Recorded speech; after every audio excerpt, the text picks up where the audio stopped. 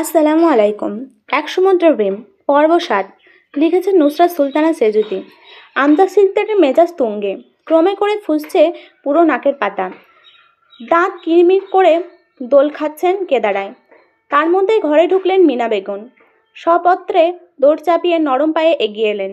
স্বামীর রাগগত মুখ চোখ দেখে অতিষ্ঠ ভঙ্গিতে দুই দিকে মাথা দোলালেন। সুস্থে ধীরে ডাকলেন, শুনছেন? আমজাদ সিকদার তাকালেন না, একই রকম গাঢ় হয়ে বসে রইলেন। মিনা বেগমের বুঝতে বাকি রইল না জল কতদূর গড়িয়েছে। সে বাড়িতে গাছের পাতা নড়ে না তার হুকুম ছাড়া, সেখানে মেয়ের শিক্ষক পরিবর্তন, তা আবার যে ছেলেটি ঠিক করেছে স্বয়ং তিনিই। মিনা বেগম অথৈ জলে পড়লেন যেন। কি বলবেন কি করবেন বুঝে উঠতে পারছে না। ওদিকে ধেরি মেয়ে ভ্যাঁ ভ্যাঁ করে কাঁদছে, আর একদিকে বাপ বোম হয়ে বসে আছে। সাথে বাড়িতে এসে ধূসরের বান্ধবী এই মুহূর্তে কোন দিক সামলালে যুক্তশয় হবে কিছুতেই মাথায় ঢুকলো না। তখন আমজাদ সিকদার মেয়ের কান্না শুনে ও ঘরে গিয়েছিলেন। তখন শুনলেন আসল ঘটনা। টু শব্দ না করে হনহনিয়ে চলে এলেন কামরায়। মিনা বেগম ভালো করেই জানে বাড়িতে বাইরের লোক থাকাতেই আমজাদ সিকদার রাগ ঢাক গিলে ফেলেছেন, কিন্তু এই মুহূর্তে মেয়েটি চলে যাবে, বোম ব্লাস্ট হবে তৎক্ষণাৎ। আর এই বিস্ফোরণে কার কি কি ক্ষয় হবে না জানলেও ধূসরের যে বিপদ আছে সে বিষয়ে সুনিশ্চিত। তাই তো সব কিছু ফেলে ঝুলে স্বামীর পিছনে পিছনে এলেন, যাতে মেজাজি মানুষটাকে বুঝিয়ে শুনিয়ে একটু শান্ত করা যায়। আর যাই হোক, মারিয়া মেয়েটা কি মার্জিত সে তার আচরণেই বোঝা যায়। এই মেয়ের কাছে পড়লে পিউ নির্দ্বিধায় ভালো রেজাল্ট করবে আশা আছে। স্বয়ংয়ের মতো দাঁড়িয়ে আছে কেন? গরুগম্ভীর স্বরটায় নড়ে চড়ে উঠলেন মিনা বেগম। ধ্যান জ্ঞান ছুটে গেল। তথস্থ হয়ে তাকাতেই স্বামীর দিকে। আমজাদ সিকদার তখনও চেয়ে আরেক দিকে। মিনা বেগম গরম কণ্ঠে বললেন, আপনি কি রাগ করেছেন? করার কথা নয় বলছো? প্রশ্নটা মিনা বেগম ভ্রু গুটিয়ে বললেন, রাগ করবেন কেন? ধূসর পথিমধ্যেই খেকিয়ে উঠল আমজাদ। চুপ করো, সারাক্ষণ ধূসর ধূসর। ওর সাহস কি করে হয় আমার ঠিক করা ছেলেটিকে ছাড়িয়ে নিজের টিচার নিয়ে আসার? এইভাবে বলছেন কেন? পিউ কি ধূসরের পর কেউ? ও কি খারাপ চাইবে মেয়েটার? নির্ঘাত ফয়সালের পড়ানোর ধরন ওর ভালো লাগেনি বলে মানা করেছে। এমনি এমনি কোনো কাজ করার ছেলে ও নয়। আমজাদ সিকদার দাঁতে দাঁত চেপে শ্বাস ফেলল, বললেন, যে ছেলে নিজের ভালোই বোঝে না সে কি করে আমার মেয়ের ভালো বুঝবে? এত টাকা পয়সা খরচা করে বিদেশে পড়তে পাঠিয়েছিলাম, আশা করলাম ফিরে এসে শক্ত হাতে ব্যবসা সামলেবে, কিন্তু না, সে ব্যস্ত অন্য নেতাদের পিছনে চামচিকি করতে, বেকার বনে ঘুরে বেড়াচ্ছে। না, এ নাকি আবার একটি এমনি এমনি কাজ করে না। ধূসরকে তুচ্ছ তাচ্ছিল্য করে কথা বলায় মিনা বেগম খুব চুপসে গেল।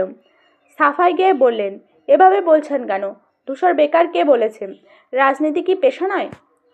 ও তো আপনাদের টাকায় একজোড়া জুতোও কেনে না। তাহলে কথায় কথায় ছেলেটাকে এত হেয় কথা বলেন কেন?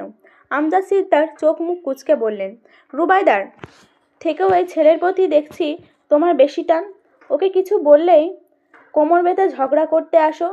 ছেলে কি রুবাইদার একার? এ বাড়ির প্রত্যেকটা সন্তান আমাদের প্রত্যেকের। সব সময় তো আপনি নিজেদের আমাদের শিখিয়েছেন। আর আপনি নিজেও কি ধূসরকে কম ভালোবাসেন? ছেলেটা এখন আপনার কথার বিরোধিতা করে, মন মতো চলে, বা মন মতো কাজ বাজ করে না বলেই আপনি এত হম্বিতম্বি। না হলে এই রকমটা আপনিও করতেন, আমি ভালোই জানি। আচ্ছা, সব বাদে একটা কথা তো অস্বীকার করতে পারবে না, ধূসরের মতো রেজাল্ট আমার এই তল্লাটে কজনের আছে বলুন তো? পড়াশোনায় ওর মতো দুর্দান্ত মাথার ব্রেনই বা আছে কার? তাই এইসব ক্ষেত্রে আপনার আমার থেকে বেশি ভালো বুঝবে, তাই না? যুক্তিটা মানানসই। ভিতর ভিতর আমজাদ সিকদার নিজেও জানেন ধূসরের পড়াশোনার এই গুণের কথা। সাথে ছেলে মাত্রাধিক বুদ্ধিধারী, অফিসের লোকজনের সঙ্গে বন্ধু বান্ধবের সাথে সবসময় নিজের গুণগান গেয়েছেন এই ছেলেকে নিয়ে। আর এখন দুঃখটা সেখানেই। শুকনো হাসেন তিনি, আফসোস করে বললেন, কি লাভ হলো এত ভালো ব্রেন দিয়ে? না পারলো একটা ডাক্তার হতে, না পারলো ইঞ্জিনিয়ার, অপাত্রে দান সব। মিনা বেগম এতক্ষণ কোমস্বরে কথা বলেন, এবার খেই হারালেন। কঠিন কিছু জীবের ডগায় এলেও বলতে পারলেন না। স্বামীর মুখের উপর কড়া জবাব দেওয়ার অভদ্রতা হবে না, তাই মিনমিন করে বললেন, সবাইকে ডাক্তার ইঞ্জিনিয়ার হতে হবে এইরকম কোথায় কথা আছে? ধূসরের প্রতি আমাদের বিশ্বাস আছে, ও ঠিক আমাদের অনেক বড় নেতা হবে। সেই দিন আপনি ওর কাছে বুক ফুলিয়ে গর্ব করবেন, বলবেন আমাদের বাড়ির ছেলে, আমার বংশের গৌরব। আমজাদ সিকদার বিদ্রূপ হেসে উড়িয়ে দিলেন কথাটা। দীর্ঘ শ্বাস ফেলে দুই পাশে মাথা নেড়ে বললেন, তাহলে তো হয়েই যেত। তবে একদিন, না, একদিন আমার কথাটা ফলবে ইনশাআল্লাহ। তাই আপনার কাছে এখন অনুরোধ করছি, এ বিষয় নিয়ে আর কোনো ঝামেলা নাই করবেন না। পিউ এতেই ভালো হবে, দেখবেন ভীষণ ভালো রেজাল্ট করবে ও। মিলিয়ে নিন। স্ত্রীর আত্মবিশ্বাস দেখে অবাক না হয়ে পারলেন না আমজাদ। কি পরিমাণ ভরসা থাকলে মানুষের এইরকম আজগুবি কথাবার্তা বলে। নতুন করে বিতর্ক করছে ইচ্ছেও করল না। এটা কথা ঠিক, পিওর জন্য ধূসরের কোনো সিদ্ধান্ত কখনোই খারাপ হবে না, এ বিশ্বাস তার নিজেরও আছে। যার দারুণ ধূসর পিউকে শাসন করলে তিনি ভান করে দেখেনও না। কিন্তু যে ছেলে তাদের কাউকে মানেন না, সে ছেলের বাকিদের বেলায় কেন এত কঠোরতা থাকবে? এটা কি মেনে নেওয়ার মতো কথা? আবার ধূসরকে কিছু বলা মানে এ বাড়ির নারী সত্তাদের হামলে পড়া এক প্রকার। আমজাদ সিকদার ভাবুক ভঙ্গিতে চুপ করে বসে আছেন। পরিস্থিতি অনুকূলে বুঝতে পেরে ঠোঁটে হাসি ফুটল মিনা বেগমের। গদগদ হয়ে শোনালেন, আপনাকে এক কাপ চা বানিয়ে দিই? আমজাদ সিকদার উত্তর দিলেন, না। মিনা বেগম ফের বললেন, মাথাটা কি এখনো গরম? লেবুর শরবত দেব নাকি এক গ্লাস? আমজাদ সিকদার রেগেমেগে বললেন, খুচরো আলাপ বাদ দিয়ে আপাতত আমরা চোখের সামনে থেকে বিদায় হও। মিনা বেগম থতমত খেয়ে স্বামীর অকস্মাৎ চেতে যাওয়া যাচ্ছি যাচ্ছি বলে দ্রুত পায়ে ঘর ছাড়লেন। আমজাদ সিকদারের মেজাজ ঠিক হয় না, হবেও না। বিষয়টা বুঝতেই তিনি উঠে দাঁড়ালেন। ওয়ার্ড্রপে ড্রয়ার থেকে শার্ট বের করে ফতুয়ার উপরেই পরে ফেললেন। এখন বাড়িতেও থাকবেন না। ভাববন্দি ঠিক করতে হলে হাওয়ায় বাতাস খেয়ে আসতে হবে বাইরে। পিউ নামের মতোই ছোট্টখাটো শক্তির অধিকারী মেয়েটি দুর্দশা কমার নয়, উল্টে হৈ হৈ করে বাড়ছে। তখন দরজার ছিটকিনি টানার আগেই ভূতের মতো হাজির হলো ধূসর। এক হাত দিয়ে ঠেকিয়ে ধরল দরজা। পিউ ঘাবড়ে গেলেও হাল ছাড়ল না, পাল্টা জোর খাটালো সে। দরজা আজ লাগিয়ে ছাড়বে। কোনোভাবে দরজা আটকাতে না পারলে আজ আর রক্ষে নেই। কিন্তু দুর্ভাগ্য, ধূসরের মতো বলিষ্ঠ পুরুষের গায়ের জোরের নিকট মেয়েটা যে দুগ্ধবর্ষ শিশু। ধূসরের পিছন থেকে পুষ্প আর পিওর পেছনে রুবাইদা, দুইজনই বোকার মতো তাকিয়ে তাকিয়ে দেখছে ওদের কাণ্ড। শেষমেশ লড়াইয়ে পরাজয় নিশ্চিত বুঝতে পেরে দমে গেল পিউ। দরজা ছেড়ে দিয়ে এক লাফে গিয়ে লুকালো রুবাইদা বেগমের পিছনে। ভীত আর্তনাদ করে বলল, মেজমা আমাকে বাঁচাও। রুবাইদা বেগম ধাতস্থ হলেন, কিছু হবে না, আমি আছি তো। কাজ হলো না তাতে। পিউ অস্থির হয়ে বলল, না, আমাকে মারবে তোমার ছেলে। ধূসর ঘরের ভিতরে পা রাখতেই পিউ আতঙ্কে চিৎকার ছুড়ল। পুনরায় বাচ্চাদের মতো কেঁদে উঠল। রুবাইদা বেগম ওকে আড়াল করে বললেন, ধূসর, কিছু বলবি না ওকে। ধূসরের কানে কথাটা পৌঁছালো কি পৌঁছালো না, সে আগুন চোখে চেয়ে রইল পিওর দিকে। মেয়েটার রুহু শুকিয়ে গেল এতেই। ধূসর গম্ভীর কণ্ঠে হুকুম ছুড়ল, সামনে আয়। পিউ আরও সজোরে আগলে ধরল রুবাইদা বেগমকে। মেজমা, মেজমা আমাকে বাঁচাও, আমি শেষ। রুবাইদা বেগম চোখ রাঙিয়ে ছেলেকে, ধূসর কি হচ্ছে কি? ভয় পাচ্ছে তো মেয়েটা, বারণ করছি না তোকে? ধূসরের শক্তপোক্ত চিবুক মটমট করে উঠল। এমন ভয় পাচ্ছে কেন? এই রকম করার আগে মাথায় থাকে না? মারিয়া কি মনে করবে একবারও ভেবেছে? কি চাইছে ও? আমার সম্মানটা মাটিতে মিশাতে?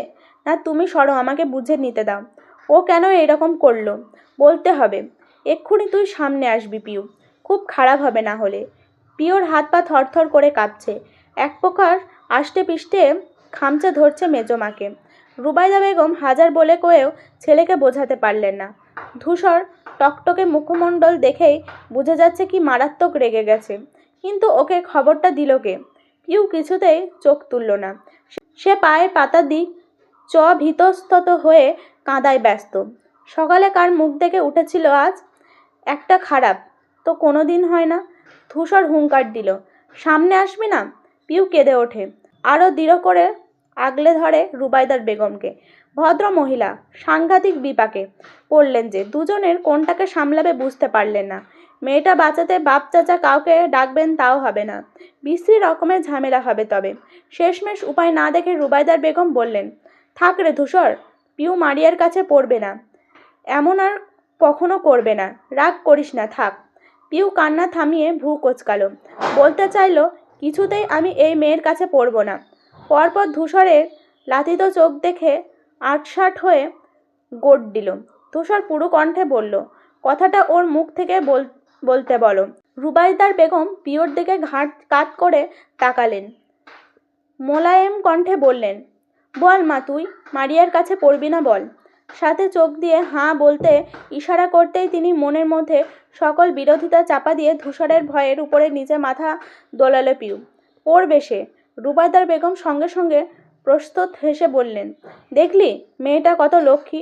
ধূসরের ক্রোধিত মুখশ্রী ক্লান্ত হলো খানিক, গম্ভীর কণ্ঠে তর্জন দিল, এক্ষুনি ফ্রেশ হয়ে টেবিলে বস, আমি মারিয়াকে পাঠাচ্ছি। নতুন কোনো নাটক চললে না না, ও কিছু করবে না, তুই যা বাবা যা। ধূসর তির্যক দৃষ্টিতে আর চোখে একবার দেখে নিল পিউকে, শব্দযুক্ত কদমে ঘর ছাড়ল। এরপর পিউ নিচের অধর উল্টে পাল্টে উঠে এলো চূড়ায়, কষ্টের আর রাগে দুঃখে মন ছাড়ল বারান্দা থেকে ঝাঁপ দিতে। ধূসর ভাই ওই মেয়ের জন্য এত কিছু বলে গেল, রাগ দেখালো, এতটা গুরুত্ব তো আমাকেও দেয় না উনি। পিউ ঝরঝর করে কাঁদবে, আর আগেই রুবাইদা বেগম গাল ধরে বললেন, ইস কি অবস্থা চেহারার, যা মা চোখে মুখে একটু পানি দিয়ে আয়, খিদে পেয়েছে, খাবি কিছু।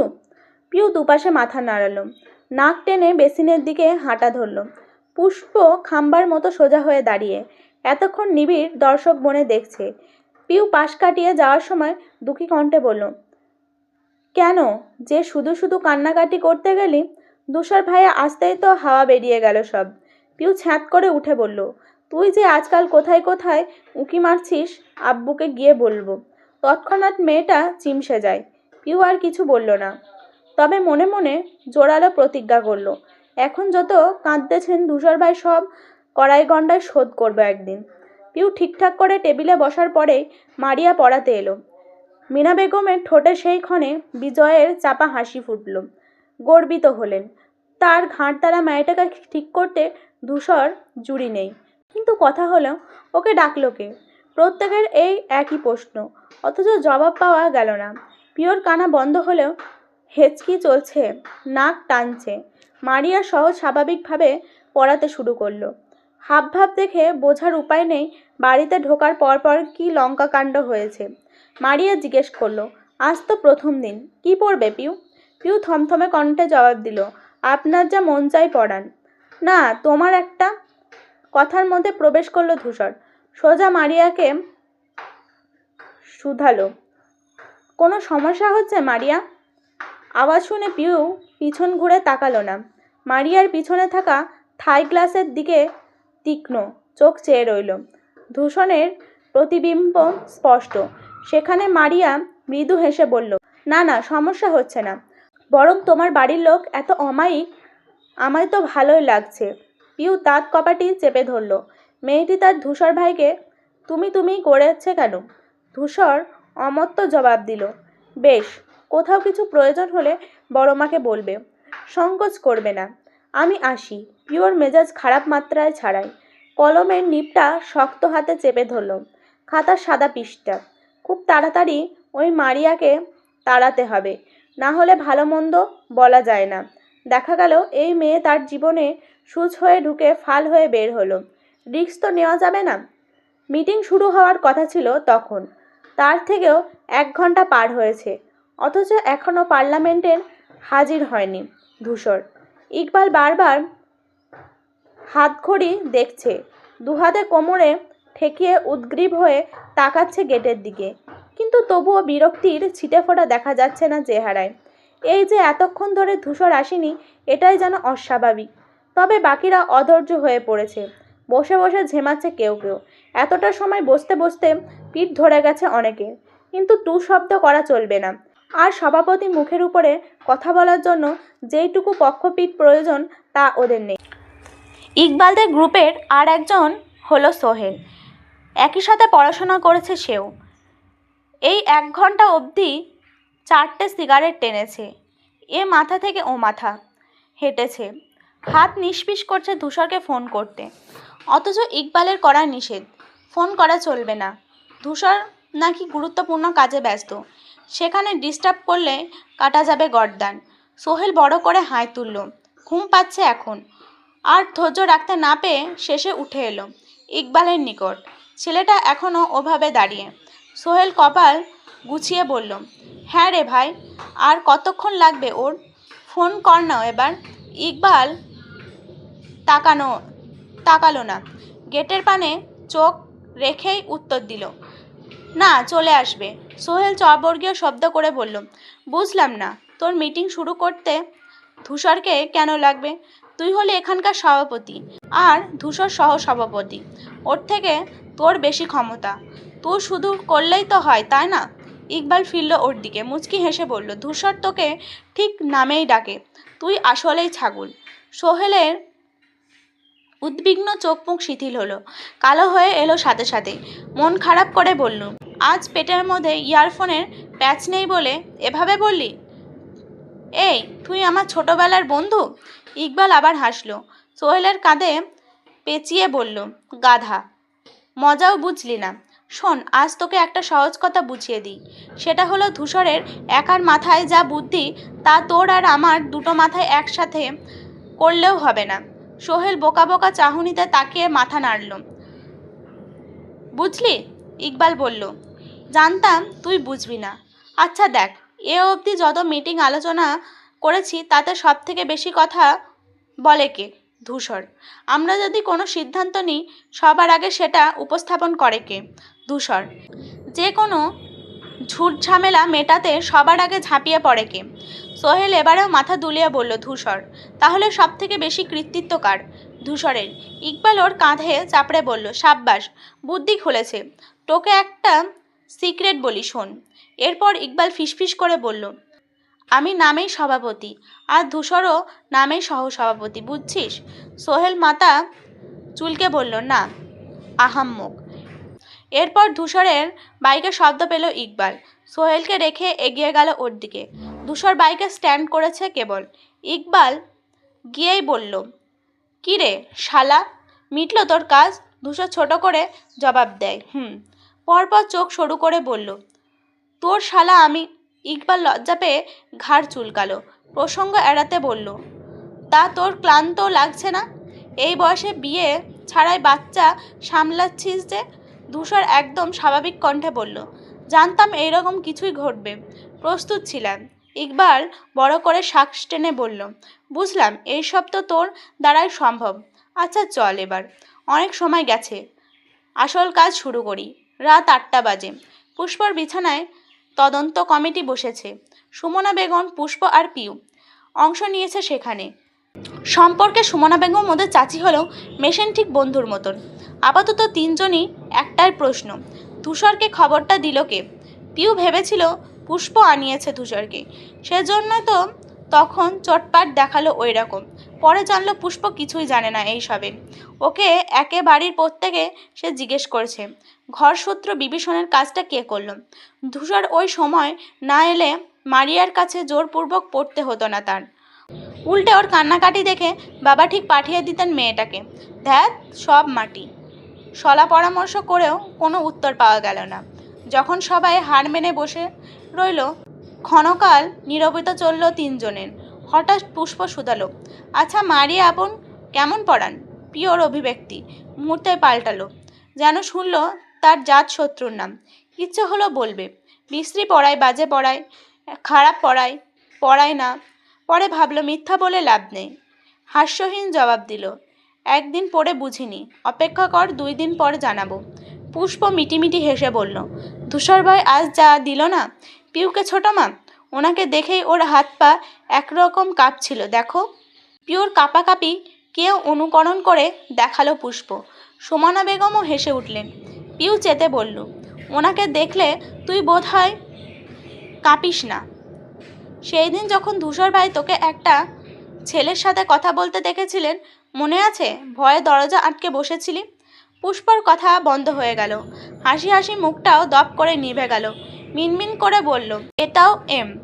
পিউ প্রতিমধ্যেই বলল, থাক থাক, এমনি নাকি আমার জানা আছে। সুমনা বেগম বললেন, হ্যাঁ, তোরা ঝগড়া করছিস কেন?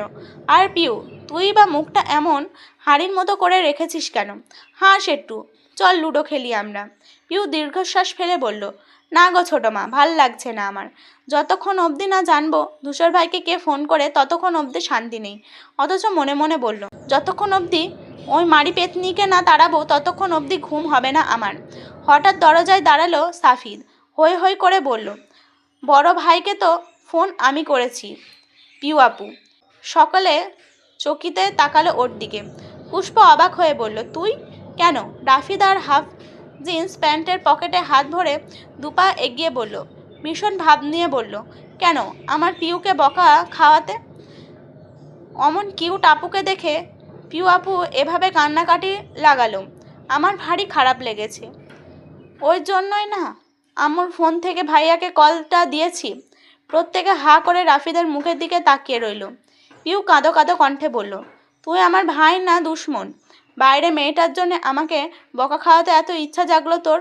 রাফিদ দাঁত বার করে হেসে বলল, সরি পিউ আপু, কিছু মনে করো না। ভাইকে না জানালে বড় চাচু মারি আপাকে পাঠিয়ে দিতেন। আমি কিছুতেই তা হতে দিতে পারি না। ওনার চুলগুলো দেখেছো তোমরা? কি সুন্দর আর লম্বা। আর তোমরা কি করো? কেটে কুটে সব ছোট করে রাখো, ছাগলের দাড়ির মতো। ভালো লাগে না। তীব্র অনীহা প্রকাশ করলো রাফিদ। পিউ নাক ফুলিয়ে বলল, তবে রে দাঁড়া। বিপদ সংকেত পেতেই দৌড় লাগালো রাফিদ। পিছনে ছুটল পিউ। আজ এই পিচ্চির 12টা বাজাবে। দাঁড়া বলছি, দাঁড়া রাফিদ। রাফিদ ছুটতে ছুটতে বলল, পাগল নাকি? আমি দাঁড়াই আর তোমরা আমাকে ইচ্ছে মতো কেলানি দাও। দেখতে দেখতে রাফিদ সিঁড়ি বেয়ে নেমে গেল। পিউও একই রকম ছুটতে পেছনে। জবা বেগম টেবিল মুছতে মুছতে সাবধানী বাণী দিলেন, আহা আস্তে পড়ে যাবি। রাফিদ খিলখিল করে হেসে দাঁড়িয়ে পড়ল সদর দরজার সামনে। মাথা নেড়ে বলল, এসো, ধরবে এসো। পিউ ধরতে এগোতেই রাফিদ সরে গেল। ঠিক সেই সময় হাজির হলো সাফিদ। অফিস থেকে ফিরেছে সে। অমনি সংগ্রহ হলো সাদিফের বুকের সংজ্ঞা। ধাক্কায় টাল সামলাতে না পেরে 2 ফুটের পিউ ছিটকে পড়ল মেঝেতে। সাফিদ পড়তে পড়তেও দেয়াল ধরে সামলালো নিজেকে। তবে চোখের চশমাখানা নিস্তার পেল না। বেচারা খসে পড়ে টুকরো টুকরো হয়ে গেল ভেঙে। দৃশ্যটা দারুণ মজা পেল রাফিদ। হাততালি দিয়ে হেসে উঠল সে। পিউ ব্যথা পেয়ে কোমরে, কিন্তু সাফদের মেজাজ চড়ে বসলো। ভাঙাচোরা চশমার খণ্ডের দিকে কিছুক্ষণ ধম ধরে চেয়ে থাকলো, পরপর তুলে নিল তাতে। পিউ কোনো রকম উঠে দাঁড়ালো মাত্র। কোনো খেয়ালে রাফিদকে ধরতে গিয়ে সাফিদের সঙ্গে বাড়ি খেয়েছে, এতে তার দোষ নেই। যদিও তবুও ভীষণ দুঃখিত হয়ে বলতে হলো, সরি ভাইয়া। প্রথমবারের মতো থমকে উঠল সাফিদ। রেগে আগুন হয়ে বলল, এক চড় মেরে সব দাঁত ফেলে দেবো তোর। চোখে দেখিস না, দিলি তো আমার প্রিয় চশমাটা ভেঙে। পিউ কেঁপে উঠল, ভয় পেল। ভাইয়ের রাগান্বিত অবস্থা থেকে হাসি মুছে গেছে সাফিদের। কেটে পড়ল সে। সাফিদের থেকে কোনোদিন একটা বকাও শোনেনি। পিউয়ের বুকটা ভারী হয়ে গেল। কোটরে জল জমল। উঁচু কণ্ঠে কানে যেতেই ছুটে এলেন জবা বেগম। উদ্বিগ্ন হয়ে শোধালেন, কি হয়েছে, কি হয়েছে, কি হয়েছে ওকে জিজ্ঞেস করো। পিউ, তোর বয়স কত রে? সারাদিন ছোটো ছোটো করিস, পড়তে বসতে পারিস না? এক জায়গায় শান্ত হয়ে বসে থাকলে কি জাত যাবে তোর? বয়স যত বাড়ছে বুদ্ধি তত কমছে, বাড়ছে ছেলে মানুষই। পিউ মাথা নিচু করে ফেলল। চোখ থেকে 2 ফোঁটা জল গড়ালো গালে। জবা বেগম ওকে আগলে ধরে বললেন, এভাবে বলছিস কেন? একটা চশমার জন্য এত কথা শোনানোর কি আছে? কিনে নিতে পারবি না? সাদিব নাক মুখ ফুলিয়ে বলল, যা বোঝে না সে নিয়ে কথা বলো না। তোমাদের আশকারাতেই এইরকম হয়েছে। ধুর, মুডটাই বিগড়ে দিল। সাফিদ গটগট পায়ে ঘরে চলে গেল। পিউ অনুপাত করে ভেজা গলায় বলল, বিশ্বাস করো সেজমা, আমি ইচ্ছে করে করিনি। জবা বেগম মাথায় হাত বুলিয়ে বললেন, জানি তো আমি মা, তুই ওর কথা ছাড়তো। পিউ ফের কিছু বলতে গেলেই চোখ পড়ল চৌকাঠে। ধূসর দাঁড়িয়ে, ছোট্টখাটো অক্ষিযুগল তার দিকেই চেয়ে। পিউর আর কিছু বলার ইচ্ছে করল না। চোখ মুছে ঘরে গেল সেও। জবা বেগম লম্বা নিঃশ্বাস ফেলে দুই দিকে মাথা নেড়ে সেও ফিরে গেলেন কাজে। তুষারকে লক্ষ্য করেনি। তুষার বাড়িতে পা রাখল। কোথাও না থেমে সোজা চলে গেল সাফিদের ঘরের দিকে। সাফির শার্টের দুটো বোতাম খুলছে কেবল। এর মধ্যেই দরজায় টোকা শুনে ফের লাগালো। দরজা টানতেই ওপাশে ধূসরকে দেখে অবাক হলো খানিক। সচরাচর তার রুমে আসে না সে। তেতে থাকা মেজাজেও হাসার চেষ্টা করে বলল, ভাইয়া তুমি? ভিতরে এসো। ধূসর ঢুকলো না। এভাবে দাঁড়িয়ে গোমট স্বরে সোজা সাপটা প্রশ্ন করলো, চশমার দাম কত তোর? কোন ব্র্যান্ড থেকে কিনেছিস? আজকের ভিডিও এই পর্যন্তই। তোমরা আমার চ্যানেলটাকে সাবস্ক্রাইব করো। আল্লাহ হাফেজ।